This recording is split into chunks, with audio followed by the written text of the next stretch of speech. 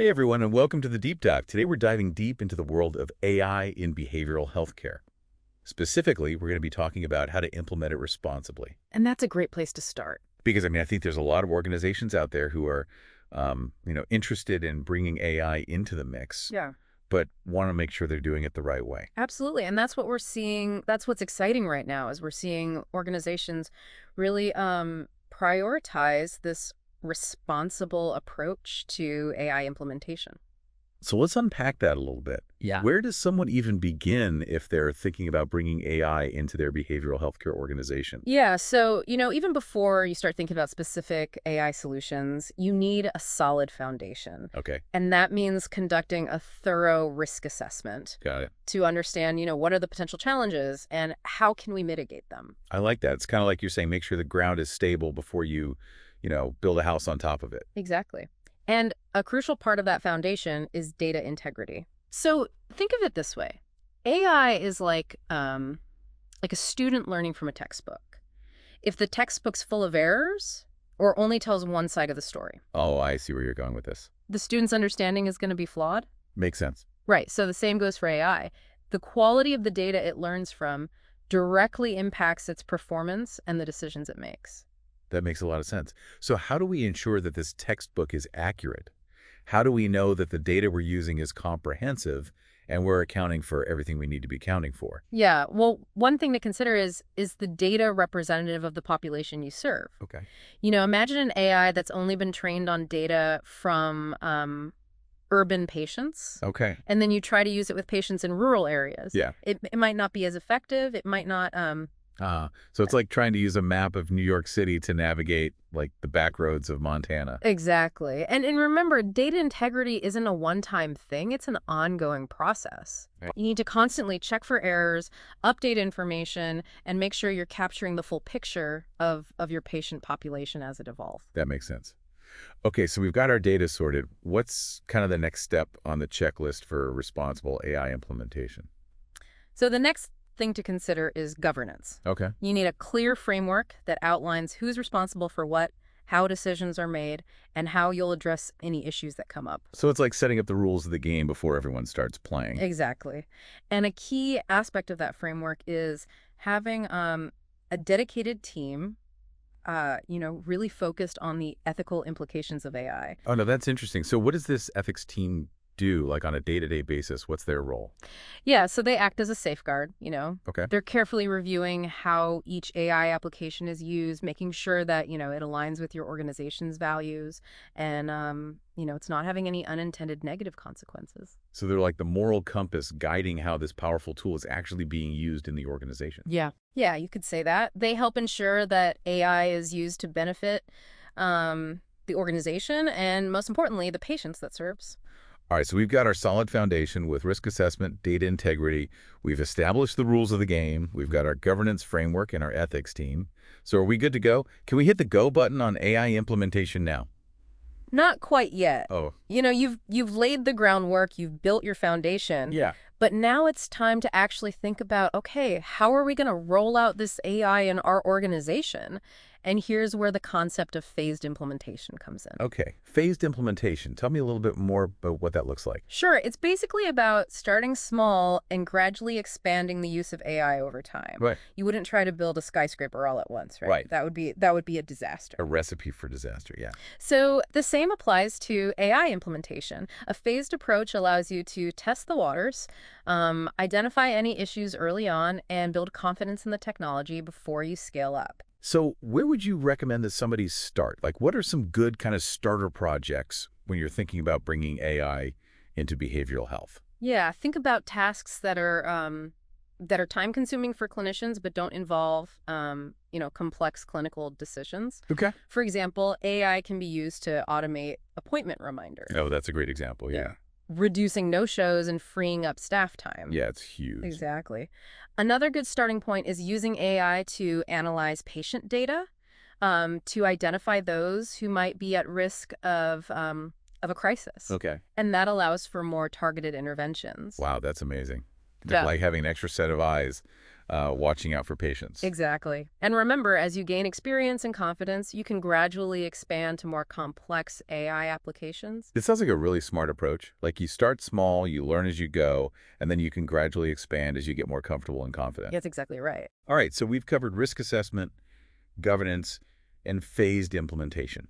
Anything else we need to think about before we actually start using AI with patients? Yeah, absolutely. Staff training is crucial. Okay. Your clinicians and staff need to be comfortable using the AI, understand how it works, and know how to interpret its output. Right, because even the most advanced tool is useless if you don't know how to use it. Exactly. You need to invest in comprehensive training programs that cover, everything from the technical aspects of the AI to how to communicate with patients about its use. So it's not just like teaching them how to push the buttons, but it's really giving them the bigger picture and helping them feel comfortable with how this new technology is going to fit into their daily work. Exactly. And remember, training shouldn't be a one-time thing. Right. It needs to be an ongoing process as, AI technology evolves and new applications are introduced. So we've talked about a lot of different things: risk assessment, data integrity, governance, phased implementation, and staff training. Mm-hmm. Anything else that you would add for an organization who's really embarking on this journey with AI? Yeah. What should they keep in mind? One thing I always emphasize is that AI should be seen as a tool to enhance human capabilities, Okay. not replace them. Right. The human element, the empathy, the intuition, and the personalized care that clinicians provide, that remains absolutely essential. That's a really important point to make. Yeah. It's a tool to help us, not replace us. Right, exactly. Yeah. AI can help analyze data, identify patterns, and provide insights that, clinicians might miss. Yeah. But ultimately, the decisions about patient care should be made by human clinicians, Right. using their judgment and expertise Right. in conjunction with the information provided by the AI. So it's like almost like it's a powerful assistant, Yes. helping them do their jobs even better. Yeah, that's a great way to put it. AI can handle some of the more routine tasks, freeing up clinicians to focus on the things that require their unique human skills. So it's a partnership, right? It's Yeah. a collaboration between humans and technology working together to achieve the best possible outcomes for patients. Exactly. And that brings us to, the really exciting part, which is the positive impact that AI is already having in behavioral health care.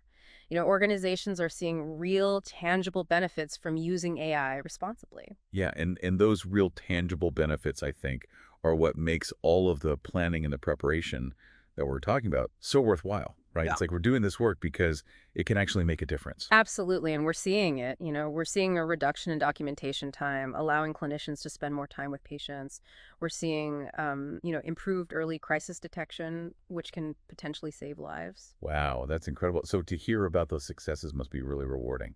It really is. And these are just a few examples. As AI technology continues to evolve, we can expect to see even more innovative applications that will further transform behavioral healthcare. I don't know about you, but I'm feeling pretty optimistic about the future of AI in behavioral health care. Me too. It's clear that, it has the potential to really make a difference in people's lives. Yeah, I share your optimism. And if organizations approach AI implementation responsibly and thoughtfully, and it's really inspiring, to see how organizations are really taking this to heart and harnessing the power of AI to make a positive impact. So let's dive into some specific examples. Like, what are we actually talking about here? Like, what kind of outcomes are these organizations achieving? What's the tangible difference that AI is making in the lives of patients and clinicians? Well, one area where we're seeing, significant progress is in reducing documentation time for clinicians. Okay, that's huge. Yeah. I mean, clinician burnout is such a big topic these days, and I feel like anything that can help kind of reduce the burden on clinicians and all the administrative work they have to do has got to be a good thing. Absolutely. Imagine a world where clinicians can spend more time connecting with their patients. Yeah. And less time wrestling with paperwork. Right. AI is making that a reality. Okay, so that's a big win for clinicians. What about the patients themselves? How is AI directly impacting their experience and the outcomes of their treatment? Well, AI is playing a crucial role in early crisis detection. So by analyzing patient data in real time, AI can identify subtle patterns or changes that might indicate an increased risk of suicide, self-harm, or other mental health emergencies. Wow. It's like having a guardian angel, right? Exactly. Looking out for them even when they're not in a therapy session. Exactly. And this early detection allows for proactive interventions, Right. which can be life-saving. So instead of just reacting to a crisis after it happens, we're actually trying to get ahead of it. Exactly. And AI is also making strides in, improving treatment plan adherence, Oh, okay. which is a major challenge in behavioral health care, right? Yeah. I mean, I think it's tough for anyone to stick to a plan, Yeah. especially when you're dealing with mental health challenges. Right. But AI can help personalize treatment plans Oh, okay. and deliver them in more, engaging and accessible ways, Oh, interesting. making it more likely that patients will stick with them and see positive results. So it's like having a coach, a personalized coach, right there with you. Yeah, that's a great analogy. And we're even seeing AI being used to predict readmission risk. Oh, wow. So by analyzing various data points, AI can identify individuals who might be at a higher risk of needing to return to the hospital. Okay. And that allows for targeted interventions to support them and potentially prevent those readmissions. So not only are we, improving care while patients are in the hospital, but we're also helping them to stay healthy and stay out of the hospital. Exactly. It's about creating a more holistic and proactive approach to behavioral health care. Right. And AI is proving to be an invaluable tool in achieving that. And I think a theme that I'm hearing throughout all of this is this theme of empowerment. Mm-hmm. It's like AI is empowering clinicians to do their jobs better. Yes. And it's empowering patients to take ownership of their own mental health. Absolutely. You've hit the nail on the head. Yeah, yeah. And that empowerment extends to organizational leaders as well. By embracing AI responsibly, they have the opportunity to truly transform their organizations Okay. and make a lasting positive impact. So if you're talking to an executive, who's maybe considering implementing AI in their organization, what are some key takeaways that you would leave them with? Well, first and foremost, I would say don't rush into it. Okay. Take the time to thoroughly assess your organization's needs, goals, and resources. Okay. AI is not a one-size-fits-all solution. Right. So it's crucial to choose solutions that align with your specific context. It's like, choosing the right tool for the job. Right. Like you wouldn't use a hammer to screw in a light bulb. Exactly. And remember, implementation is a journey, not a destination. Okay. It's an ongoing process of learning, adapting, and refining your approach. So be prepared to be flexible and iterate along the way. So don't expect to get it perfect on the first try. Right. It's about continuous improvement. Absolutely. And don't forget the human element. Right. While AI can automate tasks and provide insights, it's crucial to maintain a human-centered approach to care. Remember, AI is a tool to enhance human capabilities. Not to replace them. Not to replace them, exactly. AI is an ally, right? It's working alongside clinicians and patients. Absolutely. To achieve those outcomes that we're talking about. Exactly. And if you keep that in mind, you'll be well on your way to harnessing the transformative power of AI for the betterment of behavioral health care. Now I know we're talking about all the positives, but I think it's important to acknowledge that there are also some potential pitfalls. Sure. Right? Things that can trip up even the most well-intentioned organizations. Absolutely. So what are some common mistakes that you see organizations make when they're implementing AI? Yeah. Well, one common mistake is neglecting to thoroughly plan and prepare. It's tempting to get caught up in the excitement of new technology, but it's crucial to take the time to assess risks, establish clear governance structures, and develop a comprehensive implementation plan. So don't just, jump in head first. Right, exactly. Take a deep breath, think it through, make a plan. Absolutely. Another common pitfall is underestimating the importance of data quality and integrity. Yeah. Remember, AI algorithms are only as good as the data they're trained on. So it's essential to invest in robust data validation processes and address any, biases or inconsistencies in the data. Garbage in, garbage out. Right. Exactly. And failing to adequately train staff is another, recipe for trouble. Yeah. Make sure your clinicians and staff have the knowledge, the skills, and the support they need to use AI effectively and confidently. Right. You can't just give somebody, fancy new car and not teach them how to drive it. Exactly. And finally, don't lose sight of the ethical implications. AI raises a number of ethical considerations. Right. So it's essential to have a framework in place to guide decision-making and ensure that AI is used responsibly and ethically. It sounds like it's really about striking a balance, right? Yeah. Embracing this amazing technology and all the good that it can do, Uh-huh. but also proceeding with caution and making sure we're keeping in mind all of those, ethical considerations and potential pitfalls. Yeah, you've summed it up perfectly. Okay, okay. Responsible AI implementation is all about finding that sweet spot Yeah. between innovation and ethical considerations, between technological advancement and human-centered care. Okay, so let's say, an organization has done all of those things. Yeah. Right? They've done their due diligence, they've planned, they've thought about the ethical implications. They're ready to go. They're ready to start choosing some specific solutions. Okay. What advice would you give them at that stage? Well, first and foremost, I'd say don't be swayed by hype.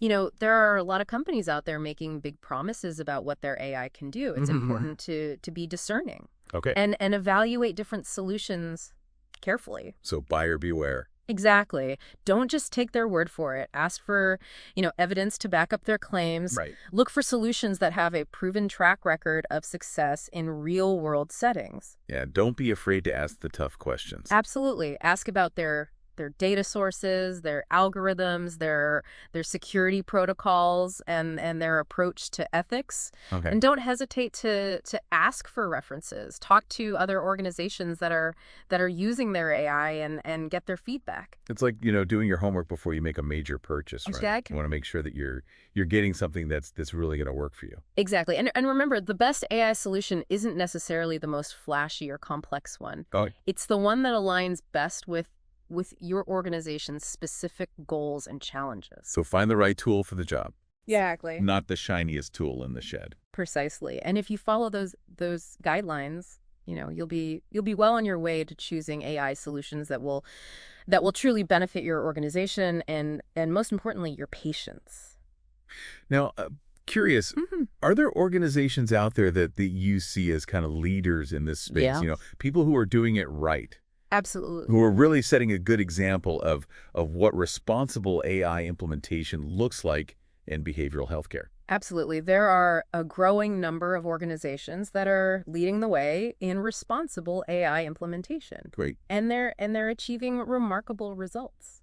What are some of the things that they're doing that you think make them stand out? What can other organizations learn from their successes? Yeah. Well, one common thread I see is a strong commitment to ethical principles. Right. These organizations have clearly defined values and guidelines for how AI will be used. Okay. And they have robust governance structures in place to ensure that those guidelines are followed. So it's not just about the technology itself, Right. but it's about the values that guide the use of that technology. Exactly. Another characteristic of these leading organizations is a relentless focus on data quality and integrity. Right. They invest heavily in data validation processes and use a variety of techniques to identify and mitigate potential biases in their AI systems. They understand that good data is the foundation Sure. of all of this. Exactly. And these organizations also prioritize staff training and support. Yeah. They recognize that AI is only as effective as the people who use it, so they invest in comprehensive training programs that empower their staff to use AI confidently and effectively. So they're creating a culture where AI is seen as a partner, Yes. as a tool that can help them do their jobs better. Exactly. And they're also taking a phased implementation approach, Right. starting with smaller, less risky applications. Okay. And gradually expanding the use of AI as they gain experience and confidence. So they're being really thoughtful and strategic. Precisely. Yeah. And as a result of all these efforts, these organizations are seeing real benefits. Reduced documentation time, improved early crisis detection, increased treatment plan adherence, and better prediction of readmission risk. It's amazing. It's really amazing to see that it's actually working, that it's making a difference. It truly is. And it's just the beginning. As AI technology continues to evolve, we can expect to see even more innovative and transformative applications in the years to come. Well, this has been such a great conversation. I mean, we've covered so much. We have. We've talked about the ethics, we've talked about the implementation, we've talked about the benefits. Yeah. And I think what's really exciting is that we've seen that this isn't just something that's theoretical. Right. This is actually happening. It's happening. This is making a difference in people's lives. Absolutely. Yeah, it really feels like we're on the cusp of something big here. Yeah. Like a new era in behavioral health care, one where technology and human compassion are really coming together to create this system that's more supportive and effective for everyone. It is an exciting time to be involved in this field, for sure. Absolutely. So as we kind of wrap up this deep dive, we've talked about the building blocks of responsible AI implementation. We've talked about all the amazing potential benefits. Yeah. The importance of keeping in mind the ethical considerations. Absolutely. We've really given our listener the tools, the knowledge, the inspiration, hopefully, to start building this brighter future. For behavioral healthcare, yeah. But building responsibly. Yes. I think it means asking the tough questions. It means challenging our assumptions and constantly looking for ways to make sure that this technology is used for good. It's about more than just, what AI can do. Right. It's about what it should do. And that should is where the human element comes in. Yes. Our values, our ethics, our vision for a future where technology truly serves humanity. So here's the question I want to leave our listeners with. Okay. Given the incredible potential of AI to transform behavioral healthcare, what kind of future do you want to create? What are your hopes for this technology? What are your concerns?